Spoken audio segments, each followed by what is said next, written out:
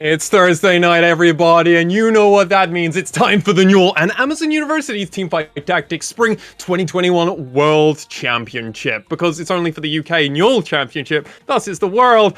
I am Mars1. Of course, I am joined by the man over on the opposite side. Introduce yourself, sir. Who are you? It's me, it's Counterfeit, and I'm alongside you, Mars1, for a wonderful week of TFT. Absolutely. We've got Patrick over in production. Thank you, Patrick, as always, for your committed support and making us look very good even when our tails are between our legs and we're not sure what's going on. It's time to get into week 5 of TFT action. But before we go any further, I must announce who our sponsors are. Unite Student, Logitech G, and Twitch Student, whom, without their support of the Newell, this broadcast would not be possible.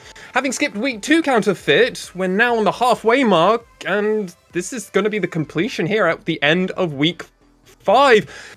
Let's go to a quick little review, though, and actually talk about the last 2 weeks, which we've actually casted over, so we're very knowledgeable on all of this information, Counterfeit. What transpired last week? There's a lot to go through and try and describe on these lovely player names that are right in the center of our screen, where the headlines are. Well, yeah, if we can bring up the points table, because we've got ourselves, last week was a tale of 2 players, Helix and Sir Bobs. They came first. Helix came first in both games. Sir Bobs came second in both games.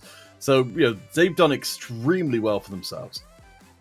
Oh, they went incredible. I mean, let's talk about another player, a player that's halfway through here, Falador. They came into this week 4, triumphant, with winning both of their games in week 3, which led them to the very top, and then they had some pretty unlucky results. Sadly, I'm having a 5th and 6th result last week, which put them further down the table.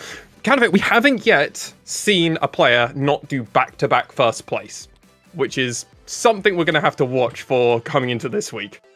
Yeah, I mean, it's week to week, though, it's changing who it is, so the table is proving to be extremely volatile. Helix, they've got the 4-point advantage, but we saw for Falador, it didn't end up so well. I mean, we've got a few other people who've also snuck in. Down the bottom of the table, YLCO, they had their incredible week 1 where they came in first both times, but they are the possessor of the, not perhaps the record that you want to have, which is the player with the most variance out of the top 8. Firsts and 8ths all over the place. It keeps us on our toes. We're not sure if we're going to see them, but when they do see it, it's a familiar face, and your face lights up. You're like, that's a familiar friend. I know who they are. Let's also go on to our first game recap, because let's jump straight over. Hello, everybody. Let's go over to now another graphic. And let's talk about this first game that really came, because this was maybe the most insane lobby towards the end. We got to like 7-4 Counterfeit. Run us through this. Yeah, I mean, we got to see the full potential. This is the first game in which Helix and Sir Bobs took first and second place. Something that will hopefully jump out at anyone watching is that we've got multiple 3 stars up in amongst the 2 players. Aurelian Sol and Kale, we got to see the 2 god tier units battling out. But prior to that, both players were actually running 2 of the 2 costs each.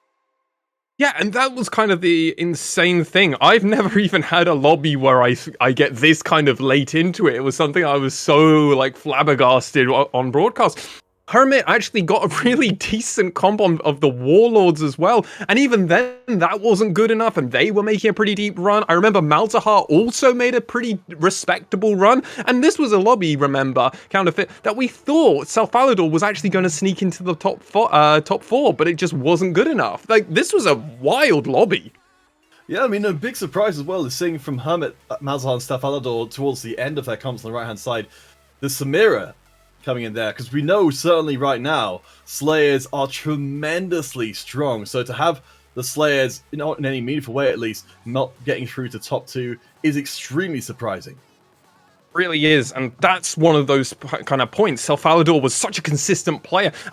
One other name we have to mention, obviously, Sir Salty, former Hearthstone caster for the Newell, reprising and playing in a Newell tournament, and had slightly disappointing performance for them. The comp didn't quite come together for them. And Verfil, as we love to mention, player that we commonly see in the top of the table, just, again, had a disappointing one. But this was where we see everybody with a tier 5 unit. Like, regardless of where they were, this game went long because no one wanted to die. But we must now, Counterfeit, go over onto our second game from yesterday, from last week. And again, Helix and Sir Bob's at the top again. We've already mentioned this, but this one's very different. Yeah, I mean, we're certainly still, we're still seeing a big presence up there of the Dragon Soul. We've got the 3-star Shyvana, which is, of course, key.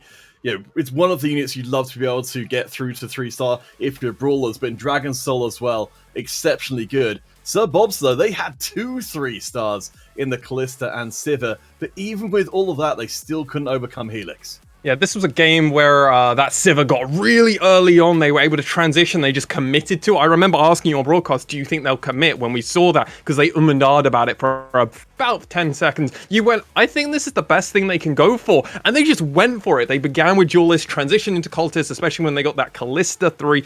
They were able to go really off, especially with the items they got. They all got almost perfect items. The Crit Glove isn't ideal. You'd like the Rapid Fire Cannon, but hey, it was able to get them in the second place. And this is Sir Bob's, remember. He is our Winter 2020 champion. And it was an amazing performance. Are there any other names you want to quickly mention and give praise to? Well, Yasin, we actually skipped over them a little bit in the top 8 standings. They're worth a particular note here, because I believe that they haven't dropped out of the top 4 so far in the competition at all. And I think that's probably the most consistent player we've got so far, outside of maybe Sir Bob's. I think Hermit is also up there, at least doing well. But I definitely think Yasin, rather, one of the most consistent players, seeing them almost always there and currently sitting on 47 points. You've got to be feeling really confident coming into this. Yes, Helix and Helix is a whole 9 points ahead of you, but like that's because this guy just went back to back and also is maybe the more consistent player. Anyway, I believe we're about to go into game, Counterfeit. So what are you expecting to see this week? As I said, I'm fully prepared to be surprised. If we're adhering to more traditional meta at the moment, we're all about the Slayers and getting that in, getting the big Olafs in, getting the big Trindamirs in, and of course, finishing off the whole thing with a Samira that just comes in and deletes absolutely everything. But I think our players, last week they showed us something special. They showed that they could find ways through, get those 3 stars of those 4 costs, which is almost unheard of, and maybe it happened consistently. So we're just waiting on the players to launch. We will get transitioned over and taken over onto the Rift or lobby? What Convergence? Okay, is that what the TFT place where all the little legends play? Yes, technically, nobody calls it that, but I believe that's what it's called. It's something Convergence. Either way, we'll bring ourselves into game number 1. So we're following Stealth Falador, as we mentioned before, had an incredible week before, but then followed it up with a a considerably less impressive one. So they're going to have to do well this week if they want to stay up at the top tables. Starting with one of the best items, that being a BF sword. Remember, ladies and gentlemen out there, we will be focusing far more on items in the early game, champions far later. As you don't really need to worry about your composition, and that's a common newbie mistake. They think too much about the champion and not the item that it's holding on to. BF sword builds into some of the most powerful items at the moment in the game. Oh, for sure. I mean, you can definitely go pretty darn far. Bringing yourself out with a Guardian Angel can get the Keepers going. Very good for the Slayers as well. Tons of other stuff. And of course, as we're seeing drop there for Stealth Falador, you've got the potential later on of picking up a Giant Slayer, which can be tremendous increase in damage. Yeah, Death Blades are still very good if you're able to play a champion which can even make use of a Hextech Gunblade. You've got that going. I'll be honest, I think the only bad item really that BF sword goes into is the Bloodthirster, but even then it has corner case scenarios where it's good. So it's a good first item to start off with. Stealth Falador switching over and going for this Chosen Diana with Assassin. What's your place on Assassins at the moment, especially for early game? How powerful do you think it is? I think given what we've got here for Stealth Falador, it's pretty solid. I mean, certainly it's much less likely to see, even with Diana getting a little bit of her power back, to see the Diana stick around anywhere near as long as it has previously. But I think in the early going, especially if you can maybe find an earlier Kali, get up to perhaps Assassin 4, then I think you've got yourself a solid early game comp. Well, and Diana is one of those champions that actually gets to make use of the Hextech Gunblade because she does do auto attacks, but also with her balls coming out to giving her a shield, allows her to just tank more damage. We're seeing them put out these early Nasus. what's the reason for that? Is that just to try and make sure you've got doubles going into the next round because you want to spend your money? Why would you have to place that? Because you don't need to place it for your Diana. No, the Sonic would be strong enough by themselves. Ooh. I was wondering if maybe we. Okay, that might have been a mistake there because. Right. To your point, I think the reason why the Nasus were being valued there was because there was the Vladimir in the shop as well, which would go pretty nicely to provide a front line that would stick around for a while, while also giving Diana the ability to heal up under her shield, which she can't do if she doesn't have something like a Hex Tech Gunblade. Okay, so Falador, I imagine, is going to put in something like the Yasuo here, hope for that win, and go for it. There's no way he's actually going to play a lobby with 2 units. He's actually going to play a lobby with 2... Counterfeit? What's going on? I mean, sacrifice the win? Stuff doesn't feel confident in their ability to take a win here. Sure. So rather than taking any risks here by spending out money and potentially, not getting your interest, and also maybe even not winning the round as well, you play with what you know. You know if you've got a very weak board, you're going to lose. You're probably going to try and loss streak from here up until Carousel, and we'll have to see what they've got in mind as their follow-up item, presumably to go with this BF sword. I haven't seen any assassins, so nothing to really work here, but they are going to build up a Vanguard front line in the hopes that even with it receiving a minor nerf coming into patch, which we are playing on the brand new patch of 11.5, you don't have as much Mystic just built into Vanguard as default, which might cause them some problems. It's just Falador currently scouting out and trying to figure out what the best location to put his Diana at the moment, and even with the Diana, I don't feel like his composition's particularly strong, but it doesn't need to be strong, does it, Counterfeit? Well, no, I think at this point, the 2 Vanguards coming in, they're there more as an effort to avoid bleeding out all of the damage you could take in a round, because, we've got a little bit more time for Diana to get her damage in. She's not going to win the round, but there's 2 less hits coming in from the units. So Falador, I think, is being sensible here. They're playing as close to the wire as they feel comfortable in doing. Yeah, and those 3 units that are just sitting on their bench, one of them is a level up opportunity with the Garen, the others are just there as cannon fodder. They can sell those at any point. It's almost always better to buy a unit, even if you're not going to use it. Though we've got some Assassins and Cultists coming out. Okay, we've got some options now coming out. What's that 4th Assassin? Do we think Falador is actually going to want to commit to this Assassin long term, or do we think it's maybe something they could switch off of? Currently also on their board, just before you go for your point, Counterfeit, Brawn plus double Garen with a win means they can sell it all and they can immediately start econing up to 20. Oh yeah, I mean, at this point, I don't think you really want to be winning around, but I think it might actually happen here against Sweet Summer Day. So, interesting. Okay, so Falador putting the item on does seem to indicate they have more of an idea that they are actually going to be trying to win this round, which is surprising because they haven't got a streak right now. They're going to break their streak. Oh, that's the worst RNG. The Diana immediately going to go attack the Tahm Kench. I think that actually might give them loss now. Oh no, you're right. Yeah, that is very unfortunate.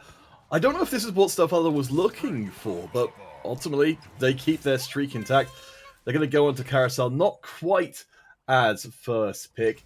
We got YL and Westy in that position, but I think Falador should probably be pretty comfortable with where they are right now in the pick order.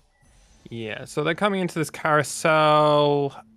Looked like it was going for that Crit Glove, but at the same time, it might have been going for that needlessly large rod just before it was snatched away. I assume they're going to at least stick with this Diana for some amount of this game now. Like, it'll be surprising to transition off, right, Counterfeit? Or is it better to actually just stay on and commit to the cause, because this is the strongest board you can currently have? Well, I mean, if we are sticking with the Diana here, and it seems like that's possible, because with the Crit Glove coming in, now the guaranteed crit for Assassins on their spells, with the Infinity Edge, if that's going to be completed here, is going to make our current board a lot stronger than it would be otherwise.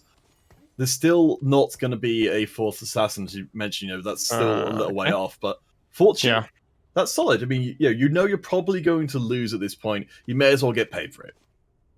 I guess that's at least some point towards it. So, okay, they're actually just selling now. They're completely removing themselves off of the opportunity of going for that Vanguard composition. They really want to make sure they do have 20 gold. And they are loss streaking. So, in a way, they want to prevent this with the Fortune, but in another way, they actually want to continue their loss streak for a little bit longer, Counterfeit. They're in an awkward spot. Well, I mean, the nice thing about Fortune is that you even while you may be miles away from picking up these huge payouts, there isn't anything wrong either if though this won't be the case here. But if you do end up winning, winning and losing, swapping, it kind of helps smooth things out. You're getting a little bit of gold back. I'd honestly prefer to see Stealth Alador, who has had these poor performances last week, not go deep into Fortune and not try and build up this huge streak and then try and get it to pay off, because that's so high risk compared to so many other strategies. This is where he's watching and listening to you right now, and you start maniacal, like an evil supervillain starts laughing and cackling to himself, like, haha, if only you knew, counterfeit. I'm fully committing all in. And he's just taken out the Diana at the last moment to put in the Pike. Okay. That's just a power. Oh, what? This is basically open forting at this point, so Sure. to take out your chosen with the item on it, you are pretty much guaranteeing you're going to lose. So he's trying to lost streak. Yeah, no, I think he heard you saying that you heard me, and we went in a big circle. We ended up in a point where Stealth Alador, they committed items before to try and stop the bleeding, but now they're just going full out on here. I think the only reason I can think of that they would want to do that would be because they are going for a big fortune payout to try and salvage the game.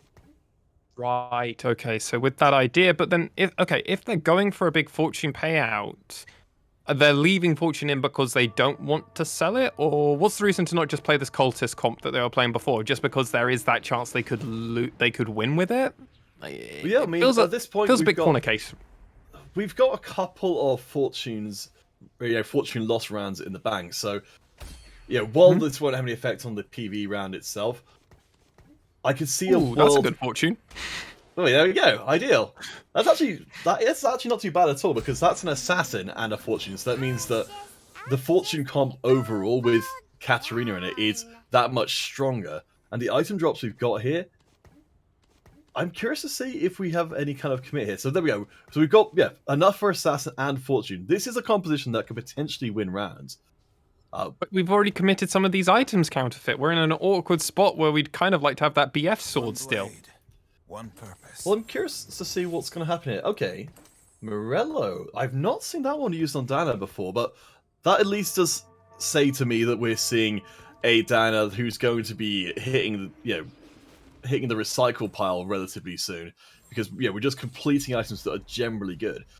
Something that does leap out at me, Master One, is if we're talking about items which are kind of trying to tell us what composition Stealth Alador is going for later on, this seems like a pretty strong indication to me that they could be thinking about Talon, because they've got Infinity Edge for the Talon, they've got the Morellos for the Morgana. Both of those crucial items to make that composition work.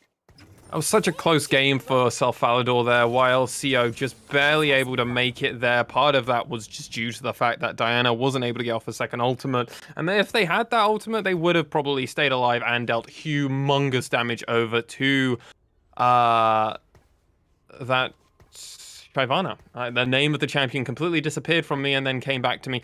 We don't have Fortune in anymore. Are we planning to keep lost streaking? Are we just accepting we're not getting a payout with the current way that it's going? It feels like we're in a pretty giving up spot at the moment.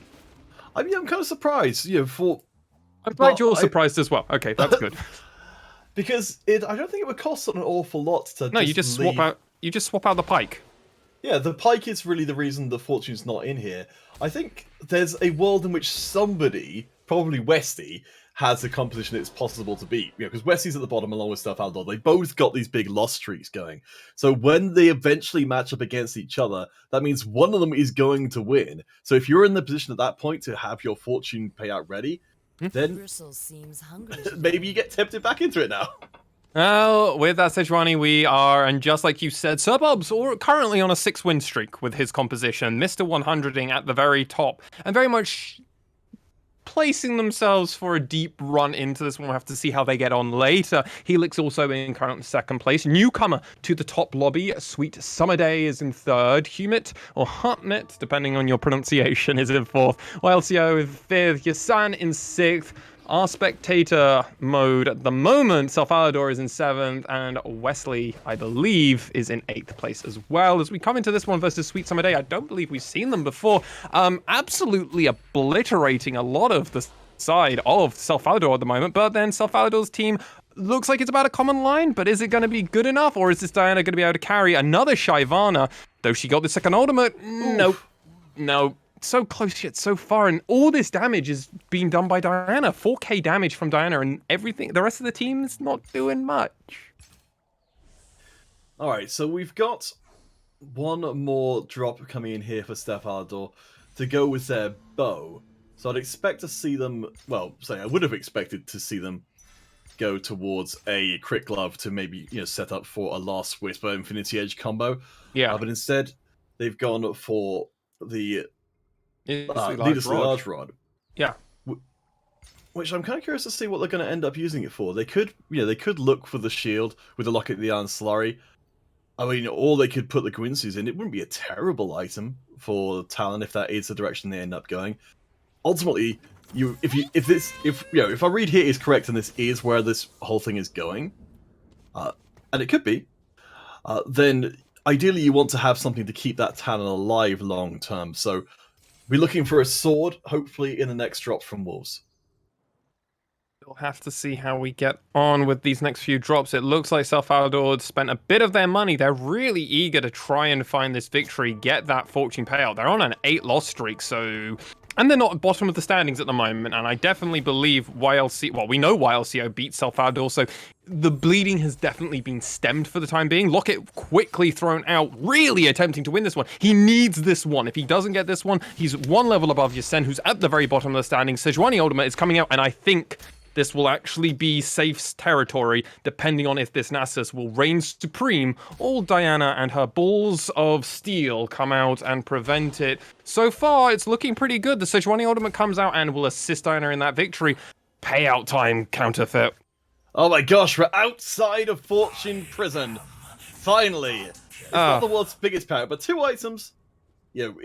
I don't think that's necessarily game-changingly strong, but it does at least incentivize Steph Alador to get out of Fortune. But with where we are right now, I think there's going to be a holding off on trying to hope to maybe high-roll a Talon at this point, and then get Assassin 6 going. Up until that point happens, I think it's sensible to play what is everyone's favorite frontline, Aatrox and Sejuani together. Of course. We'll have to see how they get on. The suck is now possible, and we all know I love to use that terminology whenever I have the opportunity. Yuumi on the back line, giving those heals and shields, and this one looks to be another one that's going so far in the favor. This is the level disparity coming out. Kennen is definitely trying and doing huge damage. Oh my god, 3 different members got wiped out. But even with the GA coming back, this Diana has been allowed to serve her purpose, gets the win, and we're back to Econ territory for Self Alador. Yeah, I mean, this is a good example here of how you don't necessarily need to have the perfect items. I'm kind of surprised that Alador has kept going with this Diana for this long. I thought it was getting sold now. I thought it was getting sold coming into this round now. I mean, that's reasonable, because, with the items, if Diana didn't have items on her, I could believe that she was maybe going to be kept around to guarantee, that 6th Assassin was going to become a thing. Sure.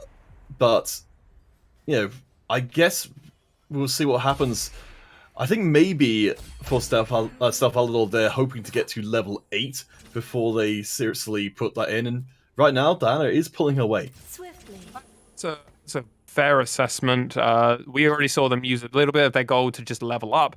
I think you're actually bang on the money, Counterfeit. I think Self Alador is going to be looking to wait multiple rounds. Probably going to have to wait till Carousel comes. No patience. Just completely leveling up now and getting Cultist in, which is that's a bonus. That's not something. That's not nothing. That will have some more CC, which this composition definitely is lacking outside of the suck from Aatrox, and obviously the humongous Sejuani ultimates that game change situations depending on how they go. This is going to be a Cultimira versus Wesley, who is also only on 3 cultists. This one's going to be exciting, but the Sejuani ult comes down and literally removes multiple members. Kennen ult, though, is humongous and removing all the members of Self Alador. It's only the Diana left over there with the Galio, and it's not going to be good enough. Self Alador loses, and they committed a lot of gold into that win.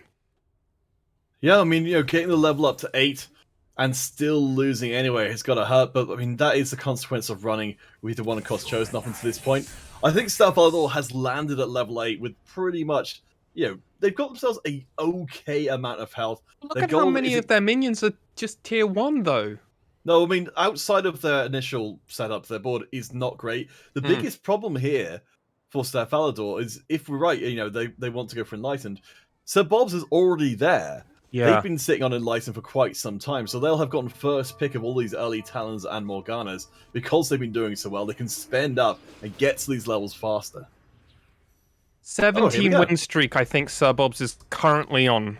Or this will mark 17. He's on an absolute tear at the moment because because the first round doesn't count. So no, this will actually be win number 12 if Sir Bob's able to do it. However, that'll be a huge stop in performance. If Sir Falador was to do it, wasn't going to be. And this Enlightened composition is getting a little bit out of control. And that's a Yone also in the composition. That's really early. Yeah, that's really interesting as well. As we get a cultist chosen there. There is the Talon, and there's a Yone as well. So I think we are starting to see Steph Alador's competition come together a little bit. Just to touch back, though, on what we were seeing from Sir Bob's. They were bringing Enlightened Duelists to the field with a chosen Enlightened Fiora, I believe. And they were doing, as we've seen, they're doing extremely well off it. They're already at stage 8. Oh, sorry, level 8. Still running that because they've been able to itemize really strongly. As YLCO looks like they're about a very strong Aurelian Soul. They've got this from Aurelian Soul, but he's still only tier 1. However, they have got that Shyvana who's already done there. The Suck came out and pulled multiple members in. Then Aatrox did even more damage around there. And so much of YLCO's composition just died immediately. They have got Mage, so it will help. But that Aurelian Soul still being tier 1 is definitely feeling some of the pain. The GA has been procced. However, the ultimate's coming up. 1, 2. Yone ultimate came through. 1 auto attack, and he did it. Wow, call it close or anything else. Oh, counterfeit. That was too close. Too close. Alright, so if we check in on the board overall, Sir Bob's has stuck with this Fiora the entire time. He's still on 100. Absolutely ridiculous. Helix and Hermit are a long way below them, around 60 health or so. So that's a huge drop-off from first to second to third. And then below them, Sweet Summer Day and Westy in the mid-table. Unfortunately for Steph Alador, they are joining the bottom group with Yassen and YLCO in 30 and below. So as we go into stage 5, that damage is really going to start ramping up. Steph Alador hasn't got it chosen. Looks a little bit of sorts, a bit out of place at the moment. But I could also argue the same for Yassen and YLCO at the moment. No one's composition's quite coming together. We've got a bit of a mix, and you missed Ornn. But you only take Ornn if you're win streaking like an absolute madman. Oh, that's an item drop.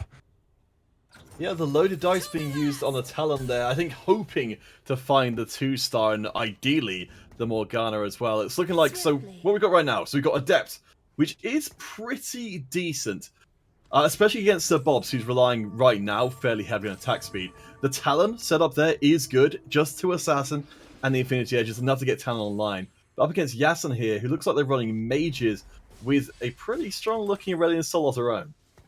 Yeah, that Aurelian Soul looks absolutely humongous. We haven't seen them ultimate yet, but whoa, the Suck came out. That was a big pull, but wasn't enough to take out that Aurelian Soul. That Aurelian Soul just removed multiple members, but it wasn't enough. And the rest of their team just seems to be able to power through. That Mystic bonus, I believe they were putting in. No, it's just the Adept just working huge in this early game, allowing so much of Steph Alador not to take that damage. And even with this set, throwing everything to the wind, this Talon dealt over 5k damage, really paying off.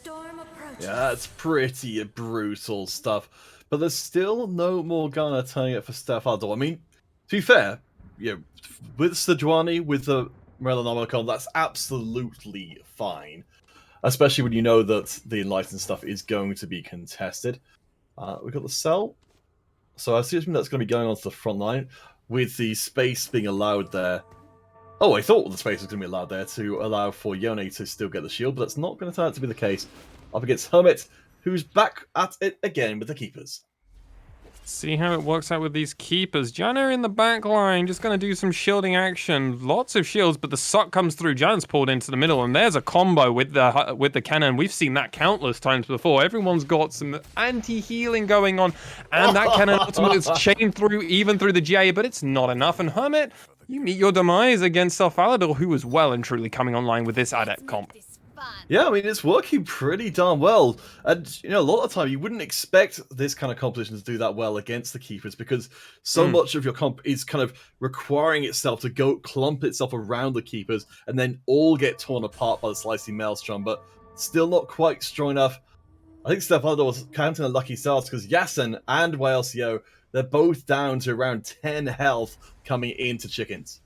Yeah, Sir Bob's also lost one of his previous rounds as well, so that's going to be Wesley is currently the hot streaker currently in the table, and what is going to be so important for Self Alador is he knows he's got about a loss to give. You've got one loss to give, but any more losses and it's going to be all out. That's Enlightened 4 coming in, and remember, Counterfeit, we still don't have a Chosen. We're just doing this. We're picking up all these wins and keeping ourselves going without that. That is a Divine Irelia. It would be worthwhile just selling our current Irelia if you want Divine bonus. No, we're not going for it. Okay. All right. Don't worry. Don't mind me. Don't mind me. Yeah, I mean, at this point, I think the focus is hyper there for Steph Alador on making sure that the Morgana and the Talon are completely center focus. I think, yeah, we're going to be seeing... Okay, the Divine brought in for the Talon as well. This should mean he does an absolute ton of damage when that Divine proc goes off, while still being relatively tanky himself, which is often a problem for Talons. Wesley showing why they are currently destroying this lobby. It looks so good at the beginning of this one for Self Alador, but that cannon got to pop off, and Zaya came out with so much feathers. Double cannon, looking to try and go for that golden cannon. Yeah, I mean, we saw it last week. You know, if it's good enough to do once, it's good enough to do twice. And poor old Stealth Falador, they can't find what they're looking for here. I think even if they roll a good Chosen, they're not going to afford it, you can see. Okay, so Stella. So what are we going for here? And then it seems like... 6 Enlighten, right? I mean, the Morgana getting to 2-star is something. I don't know, honestly. I generally don't know if we're actually going to be seeing the 6 Enlighten gone for. But we'll see. Sir Bob's is still doing very strong, even if they're not undefeated.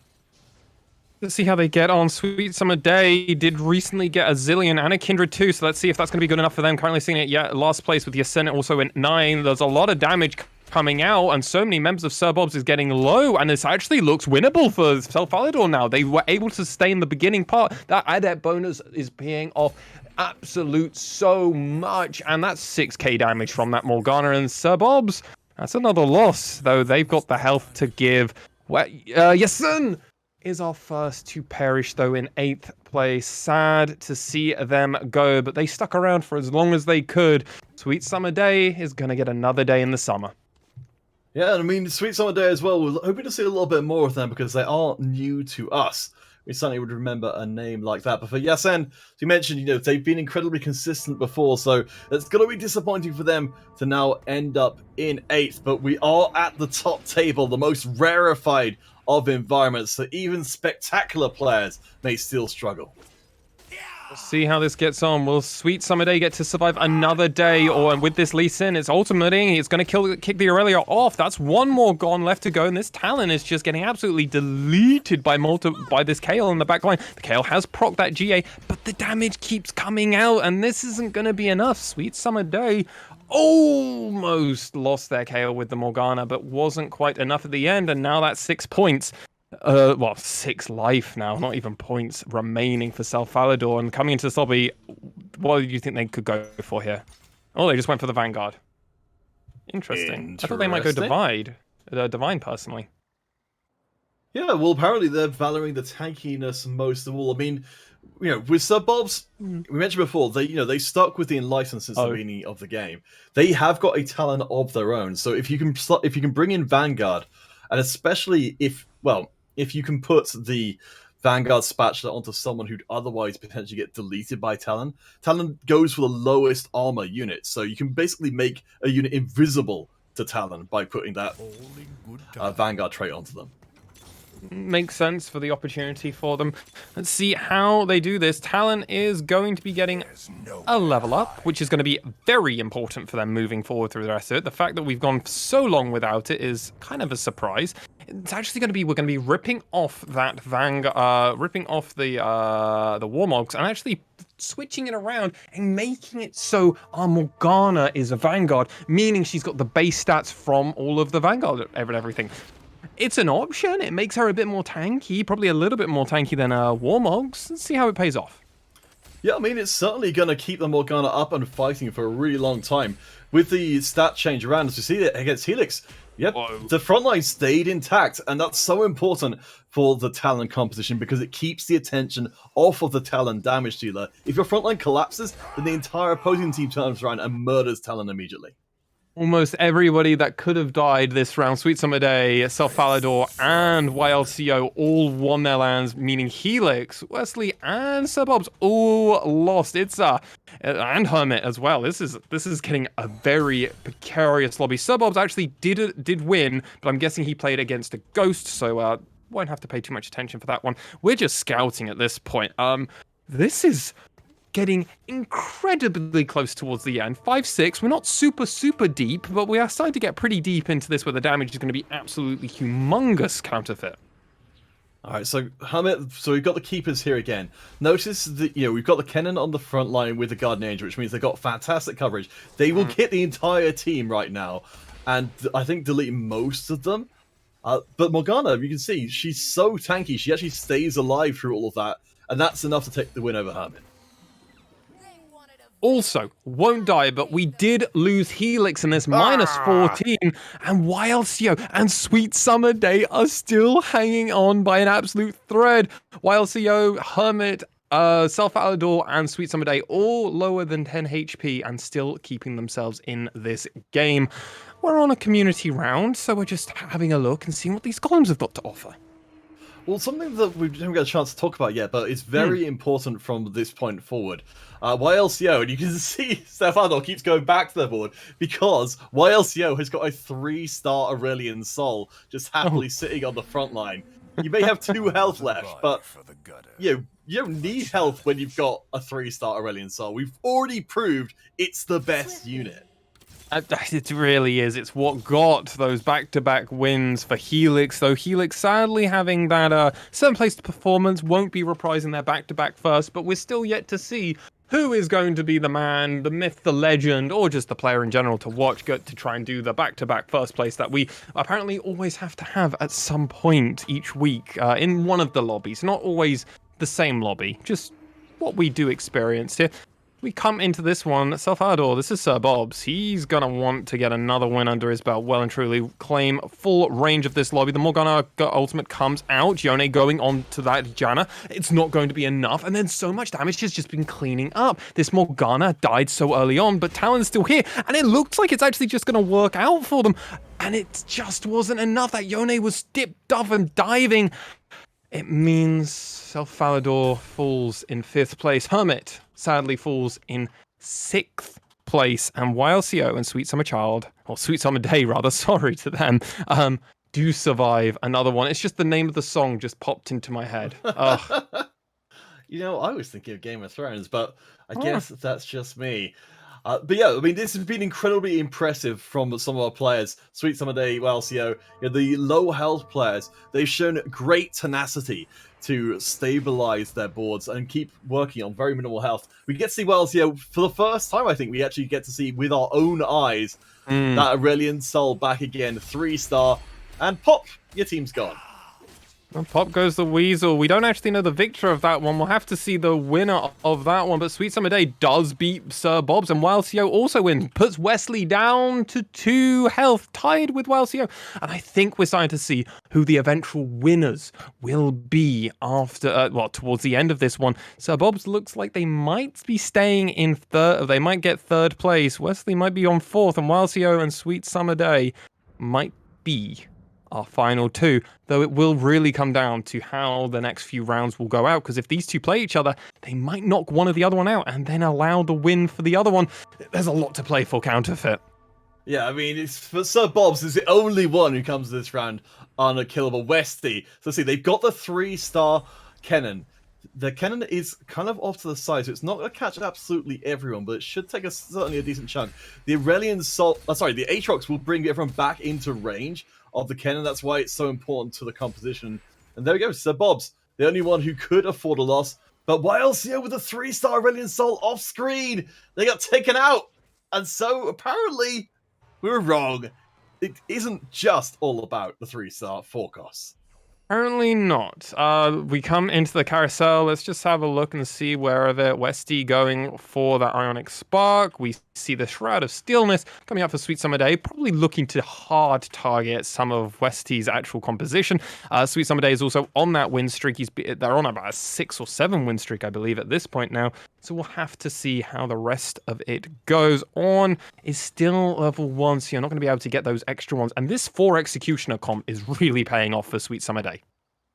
I mean, Sweet Summer is absolutely positioned to win the lobby here. I mean, getting the Shroud of Stillness at this point where one round can make the difference between winning or losing, this is the perfect time to have it. You just leave it off, you put the item on as you load into lobby, and you're guaranteed to hit.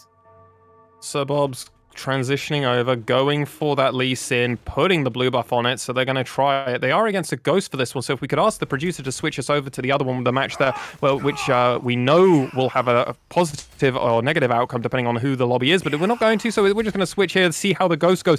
It's not going brilliantly, but it looks like Sir Bob's is going to be beating this Ghost. Ghosts do play slightly differently, so it's not going to be hugely important, but we'll have to see how it goes on.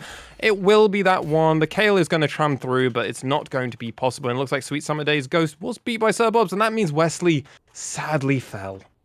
Oh no, it's a tragic tale, but Sweet Summer Day, let's see, so they did commit in their Shroud of Stillness. So they've kind of got that one game win, as we say, at the right time. They're on the win streak right now. Sir Bob's, they had to settle for second place last time round in both of the games. That's not a bad thing by any means. That's still very firmly a win. But Wait, are you trying to say suffering from success? I'm suffering from maybe not quite as much success as they would like. But this is gonna almost certainly be the final thing. We're near the end of stage 6, and a strong win here either way should seal it.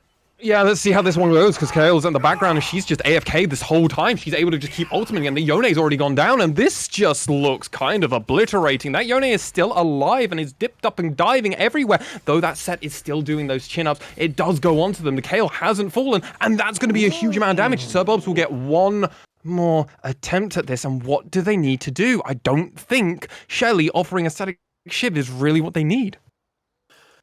No, it's not ideal at this point. Static Shift, with its most recent work, not really finding a home, though. Executioners are one of those places you can get away with it because of the more guaranteed crits once that Shiv goes through. But there's neither a good item for Sweet Summer Day.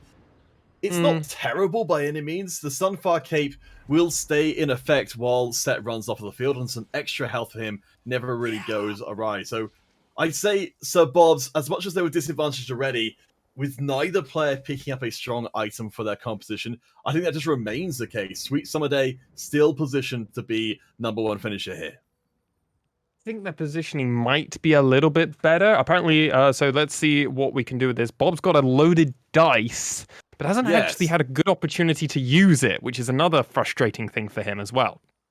Well, I mean, at this point, I'm just trying to look through. I don't think there's too much. Well, firstly, they don't have very much money. And secondly, there isn't a huge amount left that they can realistically get back on and start leveling up. But let's see. Sweet Summer Day. Oh. So Bob's coming in at that Yone, immediately jumping to the back line because of that assassin bonus, because that's how they're doing it. The Kale, though, is still, again, getting to go AFK, though that Yone immediately removed that Kale in one pot. Gia has been proc. Set is still in the background. One of them got kicked by the Lee Sin, and Lee Sin is trying his absolute best, but with this also happening, Set's come down, and now it's Janna. Can you get those auto attacks done, or is Set going to be able to do it? 1, 2, 3, 4, 5, 6. Oh, ultimate power through, and that's how you win Sweet Summer Day with a Set ultimate to reign supreme. What a performance. Yeah, and to do that against Sir Bob's as well, you'll have to settle for second place yet again. Third one. Yeah, I mean, to be fair, Sir Bob's, I'm trying to think back to our previous season. I don't think they won necessarily all the time, but getting to second this often is very impressive. For Sweet Summer Day to make their debut at the top table and come in first immediately, that is amazing. It's a statement, and they didn't level up to level 9. They stayed at 8. They were comfortable with what they were doing. This is the 4th second place this season for Sub Ops. We haven't even had that many games because of week 2's cancellation. That is kind of incredible outside of that 7th place performance, but this was such a well played game by Sweet Summer Day. They got into a very strong composition and they played Protect the Kale, and the set paid off at the end. That's Trial of Stillness, night and day difference. If they had that or didn't have that, would they have won the lobby or not? Yeah, I mean, it's such a guaranteed win, as we were talking about beforehand. But particularly for 3rd and 4th place Westy and YLCO, with YL returning back to form, we have 2 players with 3-star versions of the carries, and particularly a 3-star version of Aurelion Sol, still not able to get the job done. That in itself is amazing. Obviously, we got to see the perspective of Self Falador going through this lobby, was able to transition from that Diana into a Talon eventually late game, and they looked promising. I thought they were going to make it through, but so many members were so low, and eventually a few of them were going to have to fall. Hermit was one of those. Helix was looking so good, with 2nd place for most of this lobby, but sadly towards the mid to end game point, just wasn't able to keep up, and Yasen was in that same boat as well. Yeah, and I mean, again, we're seeing from this big difference from what we're seeing on the ladder versus what we're seeing in the tournament here. Again, the only Samira is in 7th place. This is night and day from what we'd be expecting to normally be the case, which just slayers everywhere. But all credit to our players, they're taking account of the different environment they're playing in, the tendencies of the individual players, and we're creating a meta all of our own. Oh, the new meta that we've known once before is starting to resurface once again, and it makes sense. We're at the halfway point, Counterfeit. But with that said, this coverage wouldn't be able to be brought to you if it wasn't for the Newell in collaboration with Amazon University Esports, brought to our sponsors of Unite Students, Logitech G, and Twitch Student. Thank you so much, obviously, to our producer Patrick, who helps bring this show to us. But before we come at you lovely people with game number 2, we're going to go on a very short break, recompose ourselves, or maybe I'll just do that, and Counterfeit will make sure I do that. And we'll be right back after this break.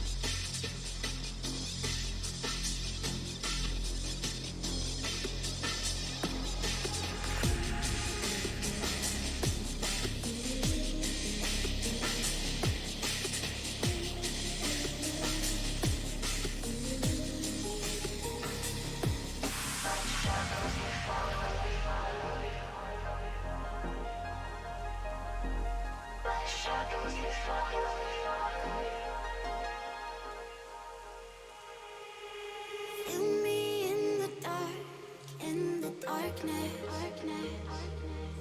My shadows, they follow you like an accomplice. Lost all of your dreams, the night is heartless. My shadows, they follow you. My shadows, they follow you in the darkness.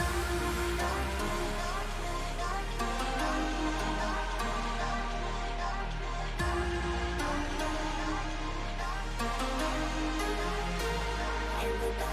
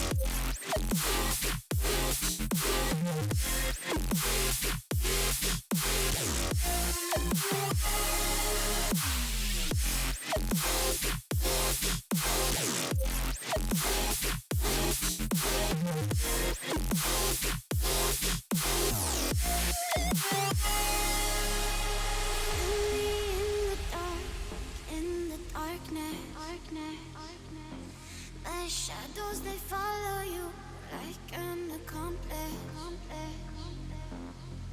Lost all of your dreams, the night is heartless. My shadows, they follow you. My shadows, they follow you in the darkness.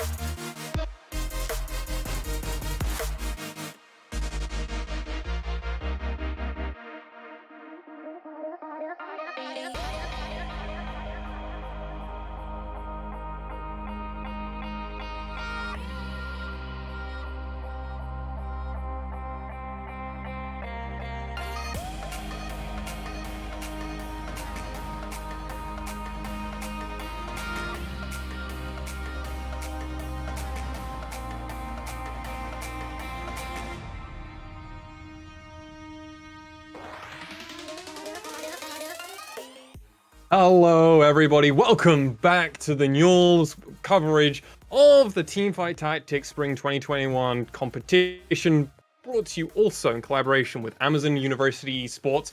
I am still here, Alex, otherwise known as 60 by Master Swan on the internet, and I am still with Counterfeit. Hello, sir. Wait, no, this way. Hello. Lovely to see you. That's right, verisimilitude. We can pull it off. But hey, it's a warm night, but it's also a sweet summer day. How did this happen, Master Swan? I don't know, it's raining outside for me, but I understand where you're going with this. Sweet Summer Day comes in, another rookie into our lobby, similar to a man that came before him of Helix. Coming into our lobby and then immediately getting first place. Sweet Summer Day did this with his Executioner combo, and this was a little bit of a surprise, especially Sir Bob's getting second. Yeah, we can see a lot of people coming out to support Sweet Summer Days. Apparently, they brought a crowd with them today, so good on that. Yes, good appreciation for them. I'm impressed, actually, honestly, considering that we've been seeing so many compositions revolving around getting these 3 stars carries. Sweet Summer Day actually with a fairly, reserved comp on the grand scheme of things, but they did crucially, even though they didn't make it to level 9, they had 4 legendaries all at 2-star. Yeah, I mean, something like that is very consistent. They can just push a lot of damage, and we saw that Lee Sin playing absolute dividends for them against Sir Bob's. Westy, another player that came into this lobby and had a wombo combo team with that Kennen Aatrox kind of pulling combo. They had the Ornn that was coming across with the ultimate. Really strong showing from them as well. Yeah, I mean, really, for me, the only thing that was kind of missing there, though, it's somewhat of a question of taste. It's having the Guardian Angels there for the carries on the Keeper composition to just make sure you get those ultimates off potentially multiple times, but it was still very, very strong. For YLCO, though, getting that Aurelion Soul up to 3-star and still losing, that has got to smart, but I think some of that's going to come from the rest of the composition not being so strong defensively. We'll be still following Self Falador into our second lobby, and I want to just remind everybody that this broadcast wouldn't be possible without our sponsors of Unite Students, Logitech G, and Twitch Students GG. Let's see as they go in for their first item. Self Falador has gone this time. Well, rather, he was more given and forced to take the Chain Vest this time. He didn't really have much of a choice.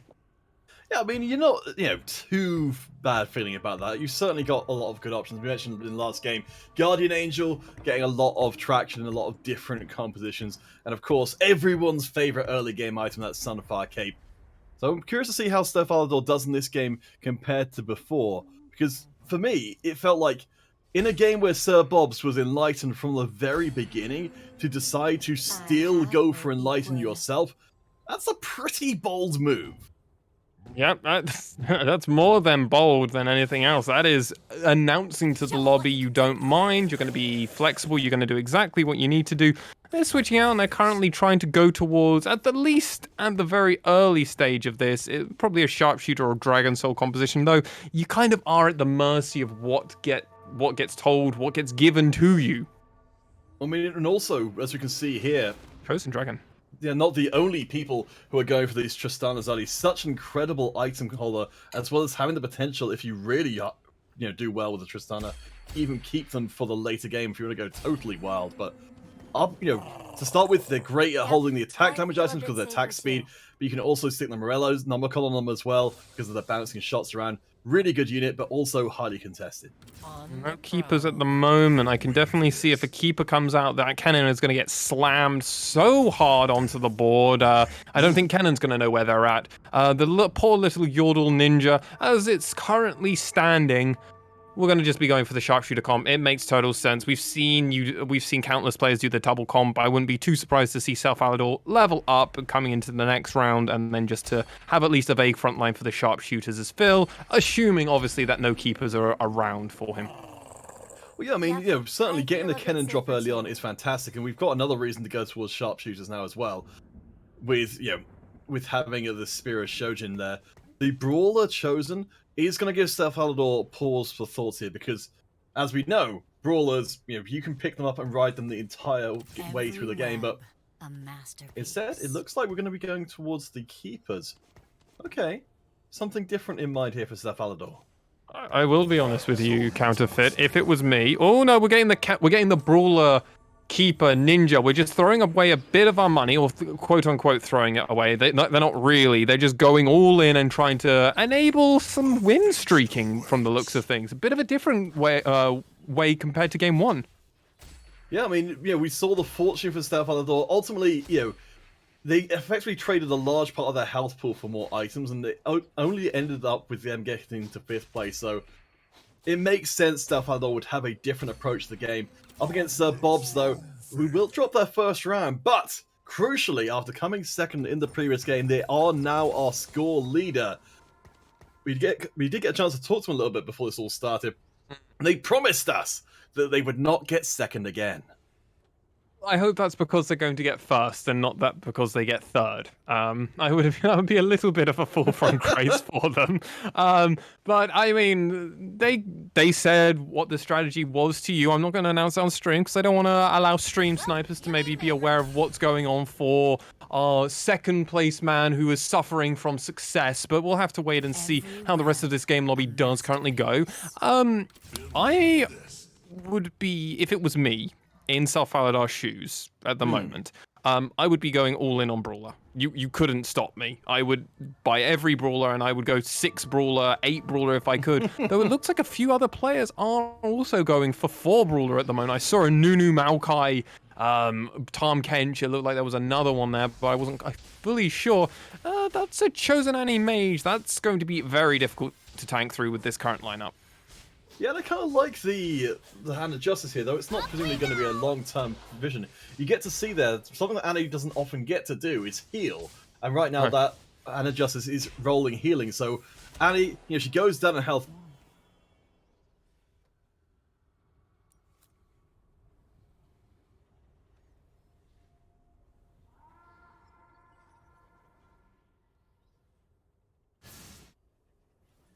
Hello? I've lost Counterfeit at them. It's just me. Okay, just confirming that one. Hello, ladies and gentlemen. Apologies for that one. I posted to our producer, and our producer informed me that, no, this time my internet is working perfectly fine. It's the other way around this time. Counterfeit has left us, and they might be coming back very soon. I'll just wait for them to rudely interrupt me. Oh, and just perfectly timed there, Counterfeit, as well. Oh, you back, sir? Hello? Oh no, he rudely interrupted me to then disappear again. Ugh, typical Counterfeit. But that's okay, you're left with me in your lovely hands, ladies and gentlemen out there. We saw Self Alador lose that one. Wasn't the cleanest performance, but hey, that's what happens when you're scaling sometimes. We have got this brawler and we haven't been able to get more brawlers at the moment. We're just going to be waiting on this. This Ken hasn't ultimated at this moment in time. We're just waiting to see how that goes out, but this Hand of Justice is doing huge healing, and this is the second person that's had this working for them, but it wasn't good enough. Helix, you're gonna be losing your 100% status, and you won't be getting your 3 win streak like you wanted.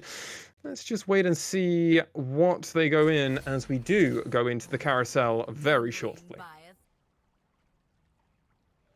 Okay, so you mentioned before the idea of going deep into deep into brawlers. There is still a possibility of seeing, if we get the chance to look around here, of actually going towards the keepers as well, because there aren't a tremendous, you don't necessarily want to get a keeper at least chosen early on, because that's the keeper you're not going to keep in the late game. So if you can ride through this early part with the Maokai, that's still a very strong front line without having to worry about getting the perfect chosen. See, it must be slightly frustrating for Self Alador. They've gotten such a premium chosen to begin off with this Maokai, and then they've just gone on to never see another chosen, another brawler, really. They've gone on, and Brawler's one of the larger champion pools, and they just haven't been able to roll any of them. It must be a bit frustrating, because you definitely would like to at least get like a Tom Kench, a Vi, or a Nunu, or like 2 more of these Brawler champions, a Shyvana if you want a high roll, and then to be able to progress and go into something else. As it's currently standing, might they have to go in a different direction? I think that's quite likely going to be the case, as that Alador actually misses out on bringing their target dummy there. They were thinking too hard about trying to put their formation correct, and they this could easily cost them the round, because if this ends up being a close round, that's going to be the difference between having a target dummy and not. As we've got Hermit here, who's got themselves well set up with a Sivir, with the Hand of Justice and a Quicksilver. That's a very solid range carry setup, which could go into a whole bunch of different directions. But they just lacked the damage, and that Maokai was able to survive for so long with that Hand of Justice. 2.7k damage coming out from that cannon as well, because they were allowed to ultimate twice in that round, so really helps them go through. And I'm glad you're back, Counterfeit, because I was a little bit worried what was happening there. Yes, I don't know quite what was happening. I think there was a disturbance in the force of some kind. But dear. hopefully, I think what it probably is that Bob is concocting some kind of spell to keep themselves out of second place, and it interfered with our power lines. Well, we'll have to see where this game goes, as we're against a newcomer to the lobby. I've been waiting to bring this up one. Cheer. Let's see how they get on with this. Both have target momentum. Both are going for sharpshooter at the moment. They've just got different front lines at the for the time being. And this cannon was able to chain through a few of the carries, but the back line with this sharpshooter is just doing so much damage. It doesn't matter if you've got a practice dummy. If the dummy's not getting all the damage, it doesn't really matter. And that's just where we went. Cheer comes into this lobby, and currently they're doing pretty well. Yeah, and I mean, it's always fun to see these players coming onto the top tables, oftentimes, the first time, and then doing very well, because that's what you need to stay up there. You can't afford to have, an 8, so you're just back out of there once again. You're going to keep in those places where you're getting those bonus points for being on the top tables. I think for Falador, where we are right now, they've aggressively pursued having generically strong items. The Guardian Angel, the Hand of Justice, there's nothing here which couldn't be transferred a million different ways. And I think maybe after this round, if they had a little bit more money, we could see them sell. But I think they're probably okay with where they are right now, which is halfway up the table. Halfway in the moment, they don't really have a dedicated carry outside of this cannon, which could definitely cause them some problems. They're still able to kind of get by on the fact that early game, generically powerful units are pretty good. Obviously, it comes mid to later on where you need to have dedicated carries, dedicated item carriers, and them in the right direction. He's able to sell a bunch of units there because all he got was those 3 cost units. Sell them, get himself up to 30 gold, and then gets an extra 1 gold just because of economy. Obviously, levels are one way that you can get 1 extra gold per round. Having economy is the other to boost it up. So far, Falador's sitting at 32 and pretty comfortable. The rest of the lobby is around the mid-20s and 30s. A few of them, I think Hermit is on 50 gold or plus 50 gold, but it's pretty even throughout the rest of them. I did spot, and perhaps we'll get to see them soon, that we did have a cultist player knocking around, but currently Sir Bob's... So they've got themselves a spirit setup with, again, a very... they've gone for buff items here, so as much as Falador has gone for generic strength, this is, I think, doubly so for Sir Bob's. That as long as they can find a good carry that's worth buffing up twice, or maybe more than twice, later on, then they'll be in a good spot. And Kindred, that's why I said Oh My was doing huge damage. The problem was the suck came through from this Aatrox, and it just prevented her from being able to continuously chain the damage on the backline. Can't dance around if you're commanded to come over here. And now we will get to put this Teemo in. I'm a little bit surprised that we're going for this Teemo because it doesn't really do anything with the rest of the comp. We're out of the sharpshooter whole line. That was something that was very clear. Looks like we might be teetering with the idea of going back on it. We would have to maybe exchange the Kennen. The other champion we could exchange out would be that Aatrox, who's currently not doing anything except for being a CC bot. Yeah, he's certainly bringing in the targets for Kennen to be able to crowd controllers. Let's see, so YLCO, so we've seen them before with the mages, and of course that's already famous Annie with the Hand of Justice there. I think Annie I think she's rolled healing this time around, so she's likely to be pretty hard to put down even with a major numbers advantage. Yeah, that is healing she's rolled for sure, because the shield comes out, you see the plus 121 health, and you're like, oh, how do you get through an Annie like this? But Falador doesn't have that answer, and YLCO will keep asking the questions until someone is able to beat that Annie. He goes on a win streak, so a few different members in this lobby have been able to figure it out, and he's not doing the best in the lobby. Currently sitting on 90, but not the worst. Cheer is currently leading with that hot streak of 3 or more. And of course, Sweet Summer Day, winner from our previous lobby, currently in last place by a considerable margin, down on 58 health. So, fans of Sweet Summer Day, and I'm sure they accrued themselves some more as a result of that last game, gonna need all of that help that they can get, because that's a lot of health to drop early on.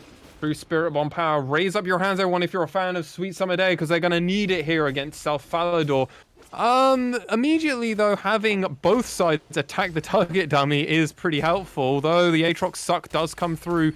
And now with this cannon, it's going to become so much more difficult. I don't think enough people were putting their hands up to the Sky Counterfeit. Just wasn't good enough. Sweet Summer Day loses another. Yeah, I mean, they're going to need a lot more roof raising, because they drop below half health in stage 3-3. What Sweet Summer Day does have is a Kale. So expect to see them go for another bow here to enable that to be a much safer Kale. There we go. So they're in a good spot, but that Kale is 1-star and will probably remain so for a while. So as much as Kale is vulnerable to being taken out under normal circumstances, when she's a 2-star, a 1-star, you know, you look at her in the wrong way, she's going to fall over. I mean, that's a really important part to look at, because Sweet Summer Day needs to have that Kale hyper carry them for the rest of this game, because that's honestly how they were able to do it. They allowed themselves to get to, what was it, 9 HP, 8 HP or something wild like that. It's the kind of thing of well and truly using your life as a resource. That Annie isn't going to be doing the kind of crazy healing we have seen that some of the other players are doing. This time around, it's going to be selling the items and putting a Morellonomicon on Cannon, and that's one of his core items that really has been a bit of a problem for Salvador in this one, because he hasn't had any of those damaging items for Cannon. Yeah, I mean, this is huge. I wouldn't even be surprised to see Salvador actually put the Cannon right up at the front at this point, because once you've got the Guardian Angel in, you're guaranteed pretty much guarantee the cast, and when you're right up at the front of the composition, you can then reach to these backline carries, as Westy has got themselves some very nice early sharpshooters, including a 3-star Tristana. Well, that Cannon's able to get it across multiple members, but that Tristana just got to AFK and sit there the whole time. And that's a Chosen Tristana as well. I'm not quite sure which direction the Chosen is. I don't know if it's on Sharpshooter or Dragon Soul, but it's definitely going to be a pain in the thorn for the rest of this lobby for a while to get in this. And then Wesley, they're actually going to be able to get a few wins. They're sitting at the very bottom of the table, right next to Sweet Summer Day, who has just leveled up to 7 as well. Currently, though, it's a bit of a distance between Westy and the rest of and Sweet Summer Day, who are sitting at 34 respectively and 38. That's a big drop off. Sweet Summer Day needs to turn it around sooner, or the rest of the lobby might run away from them. I mean, that's why you're seeing them spending out the gold to get up the levels, because they, even if this is going to long-term torpedo their economy to be running up levels, they have to make sure as far as they can to try and guarantee they won't come last. Yeah.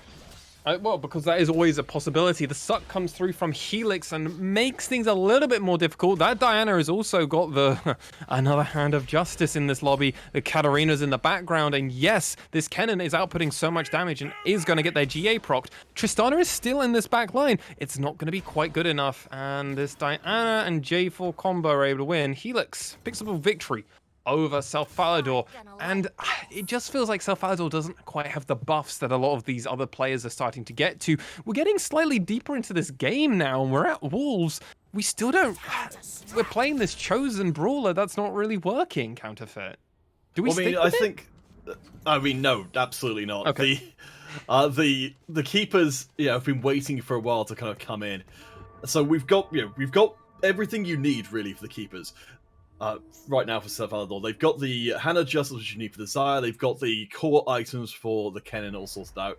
The only fly in the ointment here is Helix, who just beat them, is also going for keepers as well. So this is going to really affect Salvador's ability to get that 3-star Kennen, which would carry them through the real late game. It's the kind of spot where you just level up, put whatever you get. Now, obviously, that Zaya's great because you got Keeper, but you don't have a Chosen. Do you just transition off of Keeper at some point and just go completely commit to Chosen? Or do you just find whatever Chosen kind of allows or works well with your comp? Would you pick something like an Enlightened Morgana, for instance, and just kind of go, well, this is just generically good and I'll just play it? Or do you do something else? I'm interested. Well, I think this is going to be the journey that Steph Aldor goes on this point, because you're right, they're not guaranteed to ever find a chosen keeper. And that's one of the things that makes this set so hard to plan for at the best of times. But they've got the items they need. They've got an incredibly good setup for what they have here. I think they're going to if they're not going to necessarily win all the rounds, but they're going to come pretty close. I mean, against Hummit here, they've got an astoundingly strong Callista. So I think with some of the less strong composition, a less optimized composition, Steph Aldor should do fine. And I'll be honest, Stelfaldo was winning the early portions of that fight. It was only when this Callista got to go to mega late game and really start deleting it with the assistance of the Galio that they were able to overcome that. If it wasn't for that, I actually think that Kennen might have been able to go the distance with the ultimate. But it is that point that I brought up earlier, Counterfeit. It just feels like outside of this Kennen, the rest of the comp isn't quite there. Now, I do understand Stelfaldo only very recently got that Xayah and has got that Hand of Justice, and it will scale. It will absolutely. Is that going to be the best second carry for their comp as it currently stands, or are they maybe looking for something else? I'm thinking a Kayle, maybe a really late game like Set or Yone, or is it just going to be the Xayah and hope that we can just get that? Well, no, you're right. Absolutely, the Kayle is the very late game option here for the comp because we're already running Xayah. You've got the access to the executioner from early on, so you've got that late game potential. You only need to run the 5 keepers to get everything in your comp, so there's plenty of room for adding in extra bits and pieces. And yeah, against YLCO, this is a comp that's YL's comp isn't quite as ludicrous as we saw before. But another point about it as well is it's when we're seeing it. Stelfaldo going against a front-to-back team fight, so something like a Kayle, which has got its carry right at the back, a lot of the time it's not going to get reached by the Kennen, and it's probably not going to get reached by the Xayah either. So those kind of compositions, Stelfaldo will really struggle against. I just for our audience out there, just a kind of teaching time with Counterfeit. Why do we sometimes only level slightly when we win, but we might go hyper leveling when we lose? Well, I mean, if you're in Sweet Summer Days position, you're just really trying to make sure you don't lose any more health. It's always a balance in the game between how much gold you want to spend to increase your chances of finishing highly versus just not dying. I mean, against Bobs, who's currently in second place, second place. They've got themselves. But yeah, they're doing pretty strong right now. I think this is maybe some alarm bells for Stelfaldo because, while they are in third, which is good, notice that third to sixth all have essentially the same life. Yeah, so it's only 7 and 8th there. Obviously, Sweet Summer Day finally picking up a victory. Good for you, Sweet Summer Day. I've been waiting for you to get that win. While CO obviously falling slightly down the standings. Hopefully, they can change that around as they did get 4th place last time. And I'm really feeling like what we're seeing from Stelfaldo is they want to do what Wesley was doing, or Westy rather, sorry for that mispronunciation. Like they played that keeper comp, which played this Aatrox, but they got Golden Kayle, Kennen. They got 2-star Xayah, and we haven't got that stuff. Oh, Chosen. Okay, well, all right, whatever.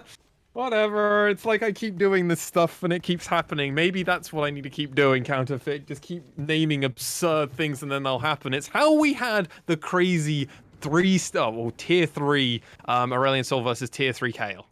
Yeah, I mean, running doubles of your carries. I mean, with 6 keepers as well, even with the second Kennen not really having anything in terms of itemization, I wouldn't necessarily expect them to end up with this. They'll still last long enough likely to get their ultimate off, and we're talking about whether or not the Kennen's ultimate can hit the backline. That new Kennen comes in and does hit the backline of Westy, which means whenever that happens, the fight's basically done. Yeah, and what's important to note, this is 8 versus 8, but this doesn't feel like it's 8 versus 8. And that's huge damage. 14 damage going over to Westy. Wow. Another thing we didn't mention, but it's actually happening right now. They were able to sneak in and put that on. Now, Ornn is great, especially when you know you're going to be able to get 1, maybe 2 items. I would be very surprised to see Salvador take this out. This Ornn's whole job is to go, well, I get Vanguard. That's a nice addition. I'm already going to play Aatrox because you're meant to play Aatrox. This Ornn potentially is going to be able to output 2 to 3 huge items. What are the items you might want to see for Salvador at this point in time? Yeah, I mean, there's a ton of stuff that's going to be great here. I mean, stuff like the Black Cleaver would be incredible for Xayah, because you just cut the resistances. You basically Yone ult the entire opposing team. But Alexa would be pretty good as well, I think, right? I don't think there's going to be anything that's kind of going to be terrible here. But yeah, at this point, Xayah is hurting a little bit for itemization. And as you said, we're looking towards later on where Salvador could potentially be bringing in a Kayle. And right now, they don't have enough items for Kayle or Xayah. So it's so important to have Ornn in the mix, because that allows you to itemize multiple carries successfully. Yeah, it really will be. We'll have to wait and see. There is another Ornn floating around, so we're definitely going to have those ornaments up and ready to go. I realize I said the collector because that's the icon of the collector. It's not, though. It's called Golden Collector, and it does 40 damage and 20% crit strike, so it does work with Xayah rather well. We'll have to see what some of these items that are coming out, and it's great when you get to do the community rounds. Rapid fire cannon. We will get a free ornament kind of moment. Kayle has getting picked up. Oh, another Kayle? This might be a sign. I mean, this is incredible. You could not ask for better drops for your Kayle there. The rapid fire cannon, you know that you've got another bow. Admittedly, that bow isn't ever going to build into anything, but you're still in a very good position to move into. I mean, you can even put the Kayle in at this point. I think as soon as that Kennen 3 is sorted out, that's going to be... Yeah, we'll see the transition across straight away. Huge upgrades coming out as well, going J4 tier 2, and that Rakan tier 2 has been trying and looking and his absolute best for it. That rapid fire cannon does get built, but it's put onto this Xayah, so we're indexing hard onto items that do stuff now as opposed to do stuff later. But this Xayah is outputting huge damage now, because guess what? Attack speed and knowing that your furthest fly is going to go across the whole lobby now. There it is. Suddenly, Xayah is at the top of the damage standings, beating out this cannon that has been trying their absolute darndest to be the carry for so long. Cannon. Is it a bait to go for it, though? No. Unleash the cannon!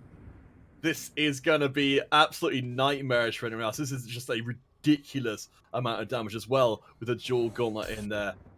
I'm kind of surprised that we, as you said, we saw, given the kind of life stuff Alador is on, they could have been a little bit more greedy and held out to bring in Kayle as well. But they actually, not only did they complete the rapid fire cannon, but they also sold the Kayles they had. So they are very much sticking with what they have right now.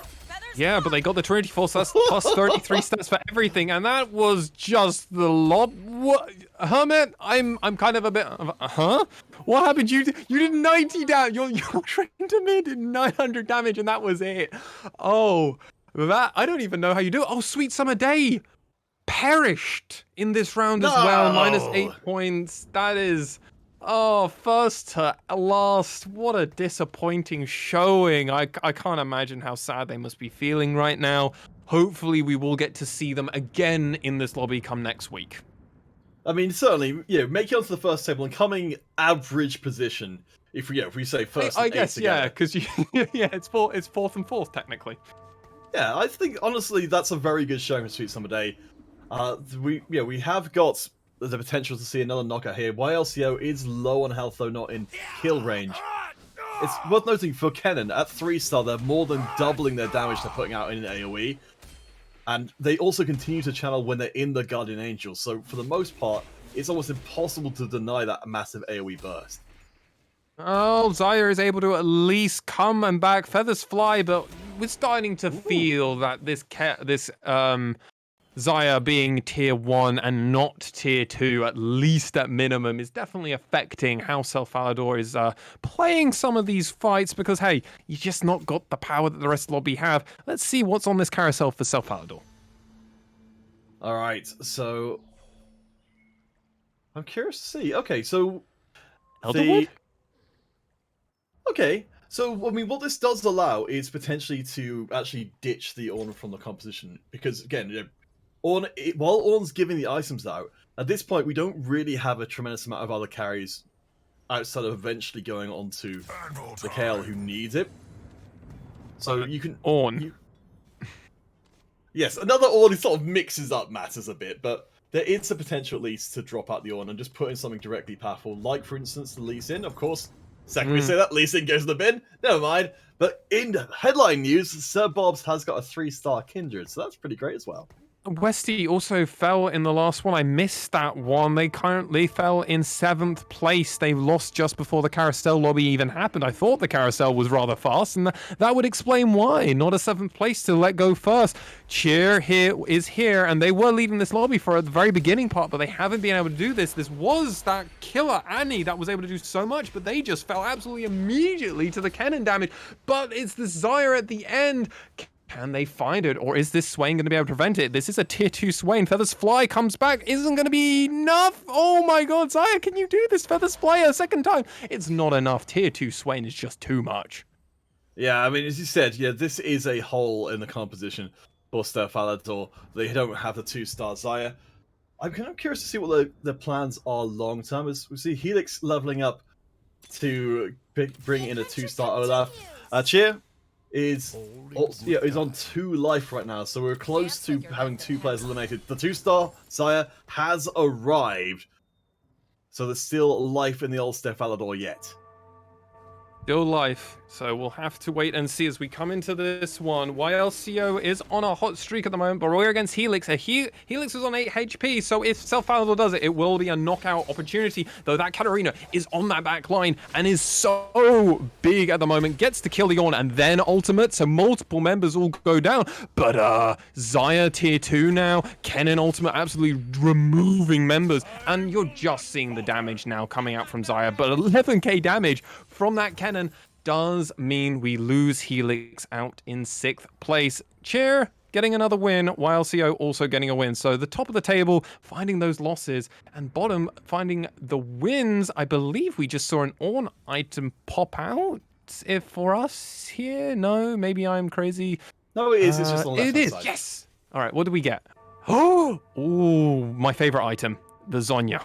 Yeah, the Zonya's Paradox is absurd. I mean, for the Especially frontline on units, Kayle, by the way. yeah, I mean, we did see it in, certainly in the, the qualifiers for Worlds that it can be extremely good in the Kayle, especially as a second one. But in this case, it's being used as a frontline to make sure that Aatrox gets the pull off, and also sticks around on the front line, buying time for the rest of the composition to work.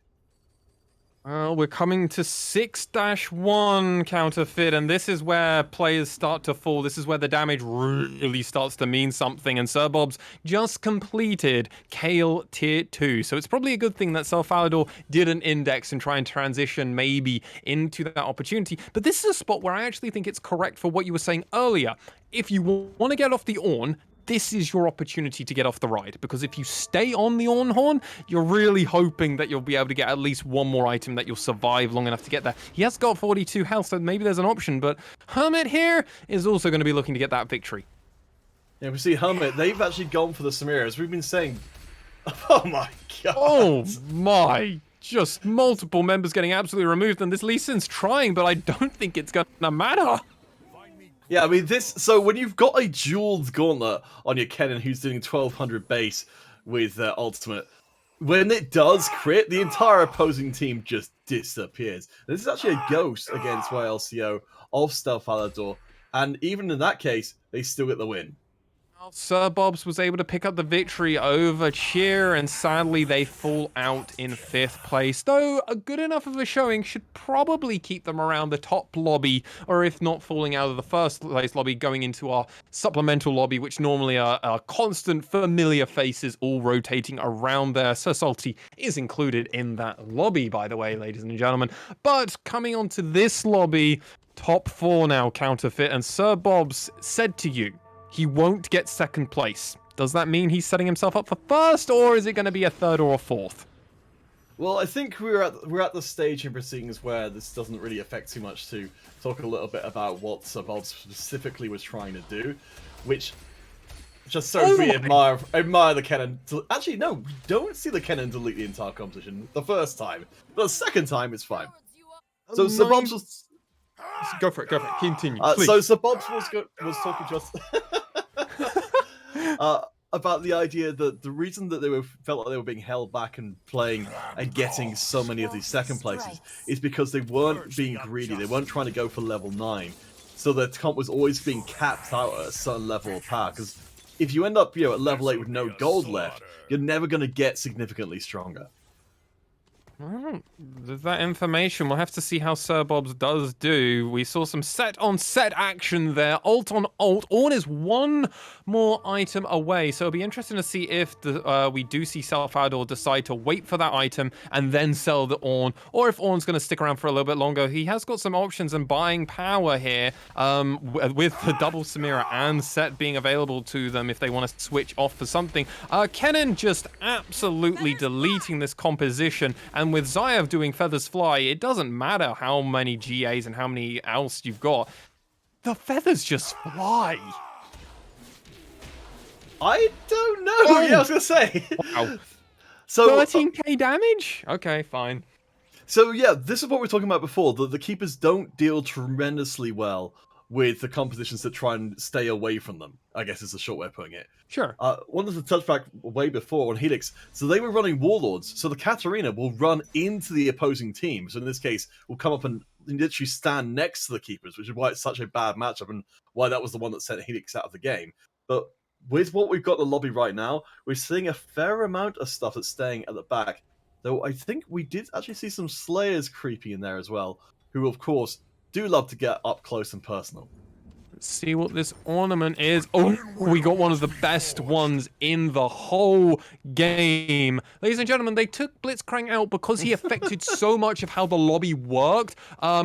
We've got Blitzcrank back. It's the rocket-propelled fist coming out. That gives you 50 mana, 25 armor, and 200 health. It's beautiful to throw on an Ornn, to throw them into the middle of a composition, but we haven't placed it onto anybody. Oh, it's going on to somebody we're going to sell later, Kindred, and then we're going to throw the Keeper Glove and get double. Oh my god, well that's going to be annoying to deal with come mid to late game. Hermit, you're not going to get to mid to late game in this team fight because you're already losing, and actually you lose and you die. You fall out in second place. Sir Bobs, you said no more second places. Well, fourth place is the place you're going to be finding yourself, and YLCO versus Salvador is our final two left in this lobby, and that was the person that Salvador wasn't able to win. We might need to see a bit of changing in placement here coming into this one. Oh my gosh. So when we talked to Sir Bobs, when he said, is it going to be a fourth second place in a row? What they specifically said is, no, it's going to be a fourth. And apparently they could see the future, but for Salvador, this is a chance at redemption. They have not had strong showings recently, but here and now it looks like Salvador has got a comp that could just manage it. This Aurelian Soul has been so brutal.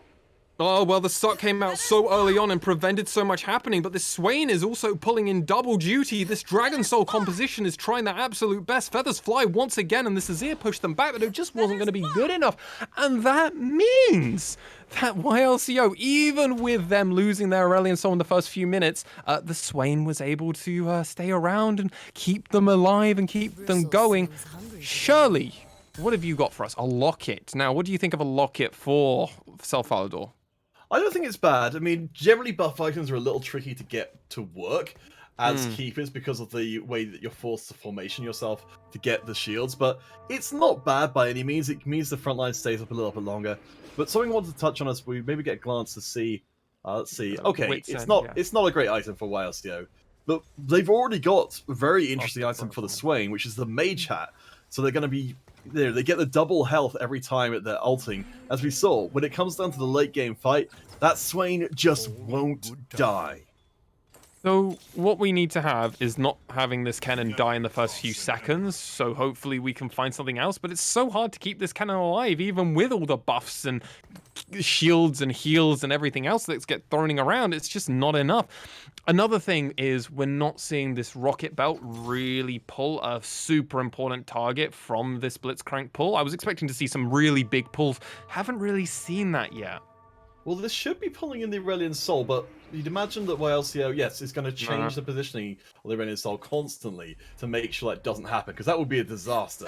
I think each time it's only been a Nazir soldier, but that's a pretty solid start. Target dummy was pulled this time around, and let's see what we're able to do. This Aurelion Soul is just getting to sit there, act, and look pretty, and that's another one, and that's actually it! YLCO wins this lobby, and South Falador will have to be settling for a second place. Wow, YLCO found it with that Dragon Soul comp. Yeah, and that's really important for YLCO. As we mentioned, they've been one of our players who've been swinging up and down in performance dramatically over the course of our tournament. This time they won their coin flip, going from 4th and last game to 1st in this. This is going to do tremendous work for them in the standings. Absolutely. YLCO was our player that went 2nd and then 8th and then 1st and 8th. Well, they did the repeat once again for us, falling rather low in the first round, but then coming back in this second round, getting that win and cementing themselves as the 1-1 king. As always, South Falador having a pretty decent showing, regaining a bit of confidence into this one. First round made me bit worried for them, but second place is a very much strong spot to show. Sir Bobs, though, is obviously the big player we want to talk about. Yeah, I mean, they did take a pretty dramatic hit, but that lobby was so close all the way through. It really was. I mean, I think the big thing they were really missing for Sir Bobs there, we were talking about from the very start, they had this amazing setup for a carry. They've got the double Zeeks and they've got the Chalice as well. But ultimately, they ended up with just a one-item KL once it all was said and done. The item just didn't pan out for them in the way they needed them to be able to, sweep the whole game with that one Uber unit. Yeah, I mean, there was the duelist composition coming out from Hermit that was doing a few different things. It's got this, I imagine it was actually 4 duelists, I believe, because we've got the Cimmerian as well, and it's only orange because it doesn't show the chosen buffs, but I'm quietly confident that they had duelists there. And that was a really scary composition. At moments, it looked like it could be the comp to take it all, except for the Dragon Soul with the Mage Cap and everything else. Obviously, a few other players we need to highlight that fell a bit earlier on. Obviously, Sweet Summer Day. That was our winner from the last lobby. Sadly, fell out in 8th place. Westy had a decent showing, but just wasn't able to make it work. Made it really deep into the lobby. Just sadly was one of our first ones to fall. Yeah, I mean, as you saw, as we mentioned, Helix, falling victim to all those keepers from before. Yeah. Double golden unit. Look at that. Double tier 3 unit with the Darius being one of them as well. The awkward thing about that, of course, as well, is, eventually Helix would have liked to have brought in a Samira in that spot. Of course. And they were very close to getting a 3-star Katarina as well. You can see they've got the 2-star Katarinas in their final composition at the point where they died.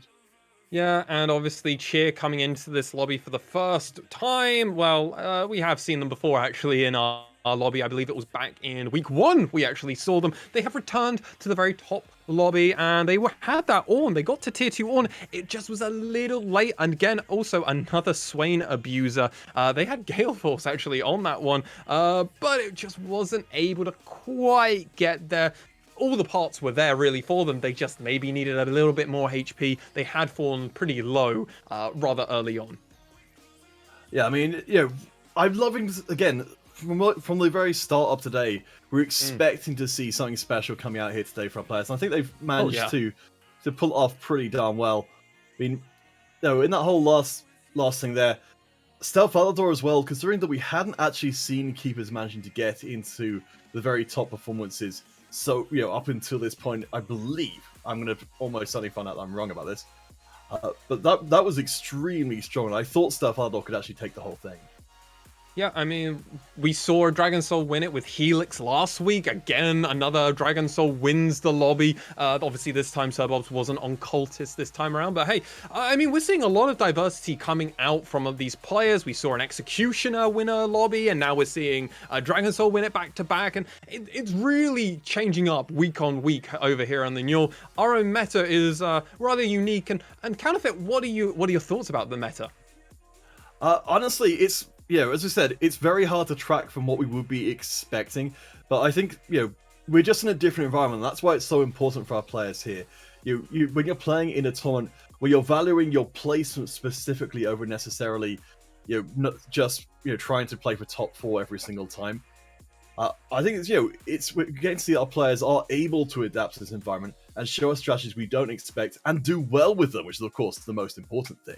That's a big part of it, right? You can try something unorthodox that isn't in the standard solo queue meta, but if you don't do well with it, there's a reason you shouldn't be doing it. If you're bringing your own unique strategy, especially to the Newell, you need to have it planned out. You need to have it work, because there is a reason that the same few names over here keep appearing. It's because they know exactly what they're doing with their composition, and a lot of the players that do very well in this game, in our lobbies, are normally platinum, diamond plus players, so they are already some of the people that are already rising to the top of solo queue.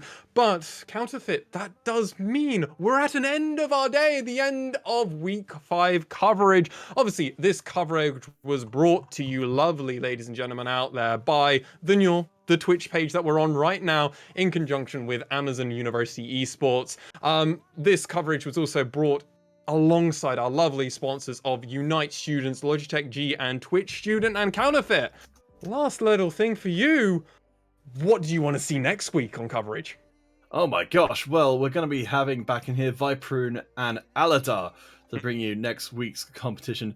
Honestly, I want to see where the meta is in terms of the Newell and Will the Dragon Soul win again? I think it's quite possible it's going to continue to do well. It's extremely solid. As much as Dragon Soul is in there as a counter to these high health units by stripping away maximum health, we've seen for a long time Aurelion Soul has been the bane of the set. And I think if you don't have a composition that can stand up to it, a lot of the time it's going to be, are you running a Dragon's Claw? If not, you'll just die. I think it's always going to do at least appreciably well. Well, you heard it here first, ladies and gentlemen. If you're getting ready for next week's TFT tournament, maybe check out using Dragon Soul, because you might be able to get a few more points. And points do mean prizes. But with that all said, ladies and gentlemen, thank you so much for watching our coverage this week. We'll be right back next week with Aladar and Viperune, as Counterfeit already mentioned.